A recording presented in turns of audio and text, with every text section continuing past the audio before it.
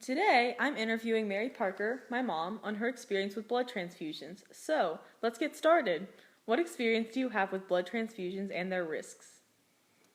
Well, the first time that I ever had any experience or ever really thought very much about blood transfusions was in about 1989, and I had to have jaw surgery.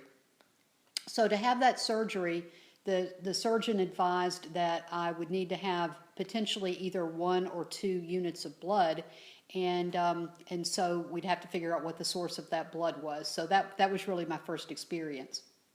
And what we wound up doing is I donated a unit of my own blood, and then my husband donated a unit of his blood as well, and then I wound up needing both of those units during the surgery. Now, why did you donate your own blood?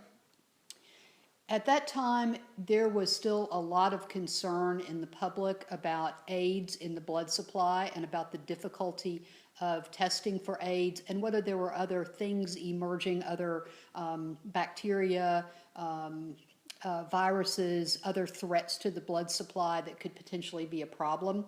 And so while we were assured at that time by the medical authorities that the blood supply was safe, it still felt safer to use a known supply. Were you ever in other situations where you might have required a blood transfusion? Yes, actually in 2001, when I was in the hospital having you, I had a lengthy labor, and then after you were born, I was continuing to have problems with bleeding, and it got to the point where the doctor indicated that there was a possibility that I might need a transfusion, and he gave me a drug that caused my uterus to contract, and fortunately that reduced the level of the bleeding and ultimately stopped the bleeding. And then even so, he asked if, indicated that I had lost a fair amount of blood and asked whether I wanted a transfusion just to help me feel better faster.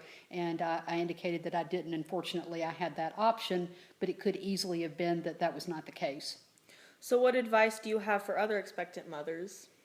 Actually, a couple of things. The first one is, while it seems like you can have children very late in life, the risks of having children, including this sort of bleeding and other kinds of complications, is greater for older mothers, particularly older first-time mothers.